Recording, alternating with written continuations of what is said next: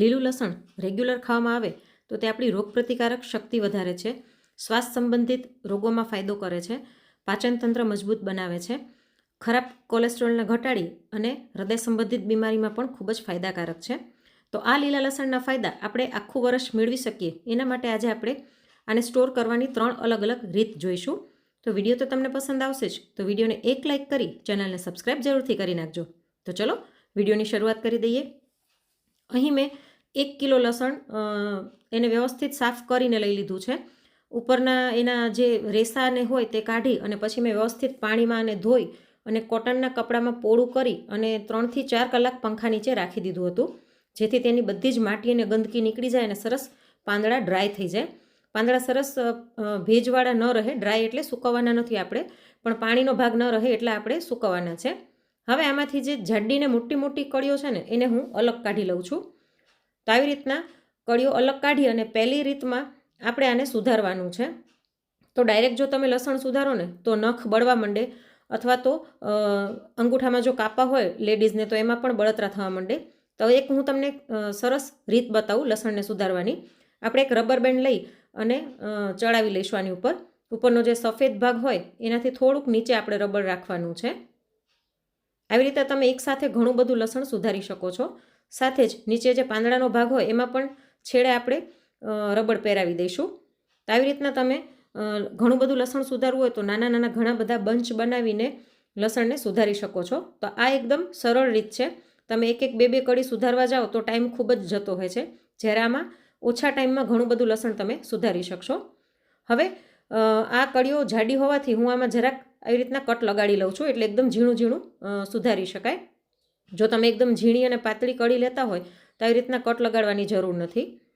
પણ આ દેશી લસણ છે અને જાડી કળીઓ છે એટલે હું આવી રીતના કટ લગાડી લઉં છું.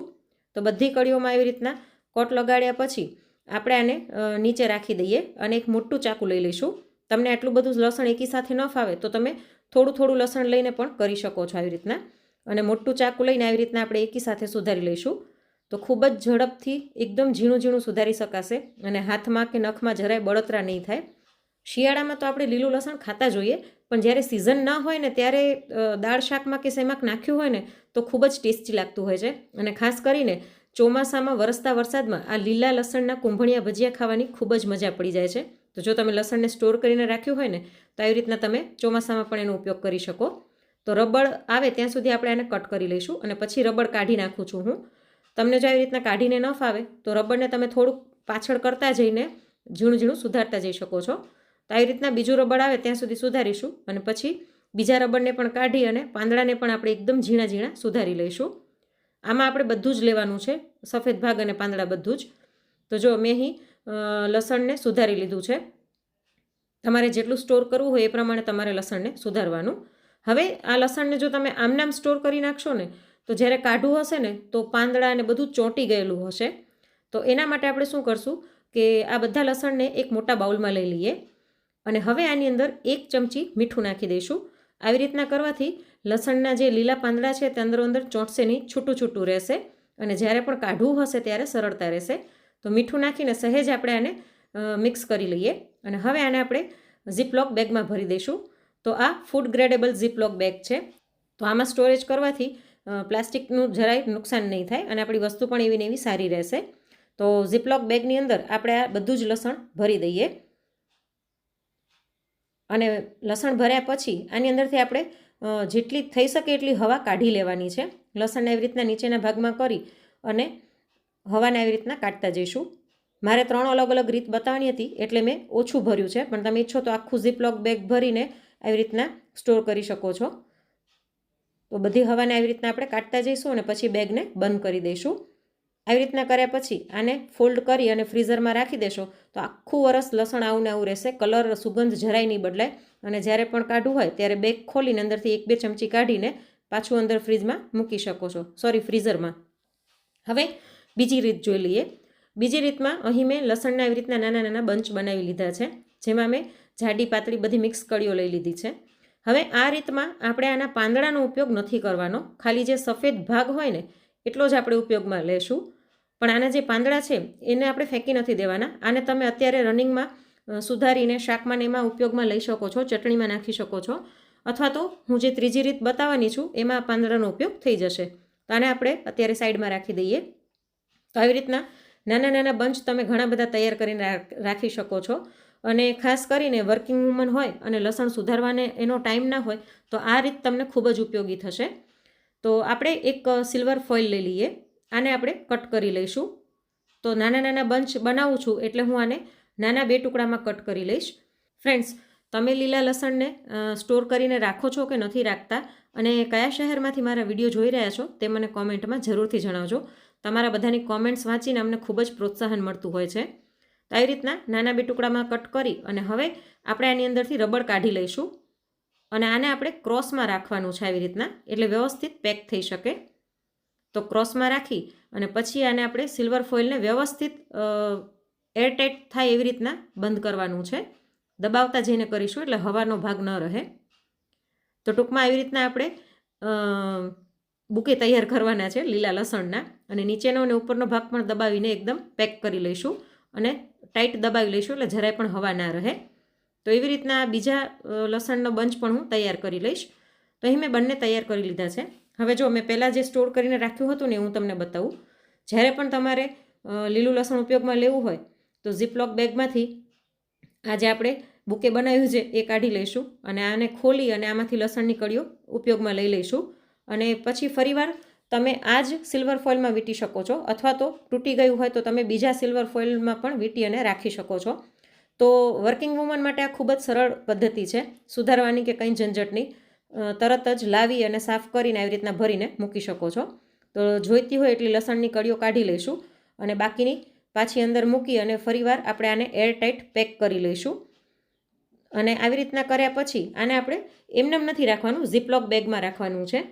તો આ જે હું 3 પદ્ધતિ બતાવવાની છું ને એ બધી એવી છે કે ફ્રીઝરમાં જરાય લસણની સ્મેલ નહીં આવે. નહીંતર લીલું લસણ એકદમ સ્ટ્રોંગ સ્મેલવાળું હોય છે, આખા ફ્રીજમાં એની સ્મેલ આવતી હોય છે. પણ આવી રીતના પેક કરીને રાખશો ને તો જરાય પણ ફ્રીઝરમાં સ્મેલ નહીં આવે. આવી રીતના કરી ઝીપલોક બેગમાં આપણે મૂકી દઈશું અને આમાંથી પણ વધારાની બધી જ હવા કાઢી લઈએ અને આને આપણે ફ્રીઝરમાં રાખી દઈશું. તો આખું વરસ લસણ આવું ને આવું રહેશે. અને એમનેમ પણ તમે લીલા લસણને જમવા સાથે થોડુંક કાચું પણ ખાઈ શકો છો. તો હેલ્થ માટે, હૃદય સંબંધિત બીમારી માટે તો ખૂબ જ સારું છે. તો આને પણ હું ફ્રીઝરમાં રાખી દઈશ. હવે લસણને સ્ટોર કરવાની ત્રીજી રીત જોઈ લઈએ. એમાં અહીં મેં બાકીની લસણની કળીઓ લઈ લીધી છે, જેમાં થોડીક લંઘાઈ ગયેલી કે પાતળી હોય, તૂટી ગયેલી કે એવી બધી કળીઓ આપણે ઉપયોગમાં લઈ લઈશું. સારી કળીઓ પણ આમાં લીધેલી જ છે, પણ બાકીની જે પણ વધી હોય ને એમ થાય કે વ્યવસ્થિત કપાય એવી નથી કે સારી નથી, એ બધી આની અંદર લઈ લઈશું. અને હવે આને આપણે રફલી સુધારવાની છે. આમાં પણ આપણે સફેદ ભાગ, પાંદડા બધું જ લઈ લેવાનું છે. તો આવી રીતના પાંદડા અને સફેદ ભાગને બધાને આપણે રફલી સુધારી લીધા છે. હવે આગળ જે આપણે સ્ટોર કર્યું ને લસણ, એના પાંદડા આપણે રાખી દીધા હતા, એના પાંદડા પણ મેં અહીં લઈ લીધા છે, એને પણ સુધારી લઈએ. અને હવે આ બધા લસણને આપણે એક મોટા મિક્સર જારની અંદર ભરી લઈએ. ત્યાર પછી આની અંદર 2 તીખા લીલા મરચાં નાખું છું. એકદમ જે તીખી મરચી આવે તે મેં નાખી છે.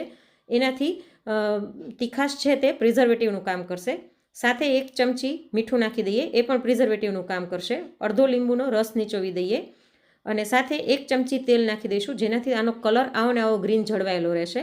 અને પાણી નાખ્યા વગર આને પીસી લઈએ. તો જો મેં અહીં આને પીસી લીધું છે. એકદમ સરસ આની પેસ્ટ થઈ જાય છે. તમે ઈચ્છો તો આને આમનામ જ નાનકડા એરટાઇટ જે ડબ્બા આવે છે એની અંદર ભરીને ફ્રીઝરમાં સ્ટોર કરીને રાખી શકો છો. પણ યુઝ કરતી વખતે થોડું અનકન્વિનિયન્ટ રહે છે, એટલે હું આને આવી રીતના આઈસ ટ્રેમાં ભરી લઉં છું, જેથી નાના નાના ક્યુબ બનીને તૈયાર થાય તો આપણે વાપરવામાં સરળતા રહે. આવી રીતના બધા ક્યુબ બનાવી લઈશું. અને આ ક્યુબ તમે જ્યારે પણ ઉપયોગમાં લેવું હોય ત્યારે ગ્રેવીમાં નાખી શકો છો, સ્ટફિંગમાં નાખી શકો છો, ગમે એમાં નાખી શકો છો. હવે જો આને આપણે આમનેમ ફ્રીઝરમાં રાખી દઈશું ને તો આખા ફ્રીઝરમાં લસણની સ્મેલ આવશે. તો આને કવર કરવું જરૂરી છે. તો કવર કરવા માટે અહીં મેં એક ચોકોઝનો કાગળ લઈ લીધો છે, એટલે ઉપરનું જે રેપર હોય ચોકોઝનું પેકેટનું, એને સાફ કરીને કટ કરીને લઈ લીધું છે. આને આપણે આવી રીતના ટ્રે ઉપર રાખી અને ગરમ પ્રેસ આને અડાડીશું. કિનારી ઉપર જ અડાડવાની છે, જ્યાં ટ્રેની કિનારી હોય ત્યાં કિનારી આવે, ચારે બાજુ આપણે પ્રેસ અડાડીશું. આવી રીતના કરવાથી એકદમ સરસ વેક્યુમ પેક થઈ જશે જરાય પણ લસણની સ્મેલ ફ્રીઝરમાં નહીં આવે. તો આવી રીતના આપણે ચારે બાજુ પ્રેસ કરી નાખીશું. આ ખૂબ જ ઉપયોગી એક ટીપ છે. તમે ક્યારેક ટ્રાવેલિંગમાં જતા હોય ને કંઈ એવું ફૂડ પેક કરીને લઈ જવું હોય તો આવી રીતના સરળતાથી પેક થઈ જાય છે. તો જો મેં એને પેક કરી લીધું છે, હું તમને બતાવી દઉં કે એકદમ સરસ કોથળી પેક થઈ ગઈ છે. અને આનાથી ટ્રેને કંઈ નુકસાન નહીં થાય. જો ટ્રે ઊંધી કરું છું પણ નથી પડી રહી કોથળી. તો હવે આને આપણે 8 કલાક અથવા તો ઓવરનાઇટ ફ્રીઝરમાં રાખી દઈશું, એટલે ક્યુબ સરસ સેટ થઈ જાય. તો જો મેં આને ઓવરનાઇટ ફ્રીઝરમાં રાખ્યું હતું. હવે હું તમને ખોલીને બતાવું. સરળતાથી કોથળી રિમૂવ થઈ જાય છે, ખેંચશો એટલે નીકળી જશે. અને જો સરસ સેટ થઈ ગયા છે આપણા ક્યુબ્સ. તો સહેજ ટ્રેને આવી રીતના કરીને નીકાળીશું એટલે સરળતાથી નીકળી જશે. અને તમે કલર જોઈ શકો છો કે એવો ને એવો ગ્રીન જળવાયેલો છે. તો આને પણ આપણે ઝીપલોક બેગમાં કે કોઈ પણ એરટાઇટ કન્ટેનરમાં ભરીને ફ્રીઝરમાં આખું વર્ષ સ્ટોર કરીને રાખી શકીએ છીએ. અને ગ્રેવીમાં કે ગમે એમાં એક ક્યુબ નાખી દેશો એટલે સરસ લસણની સુગંધ આવવા લાગશે. તો આજની આ સ્ટોરેજની 3 રીતમાંથી તમને કઈ રીત સૌથી વધારે ગમી તે મને કોમેન્ટમાં જરૂરથી જણાવજો. અને જો આજનો વિડીયો થોડો પણ ઉપયોગી લાગ્યો હોય તો વિડીયોને એક લાઇક કરી ચેનલને સબસ્ક્રાઈબ જરૂરથી કરી દેજો. જલ્દી મળીશું એક નવી રેસિપી સાથે. Thanks for watching.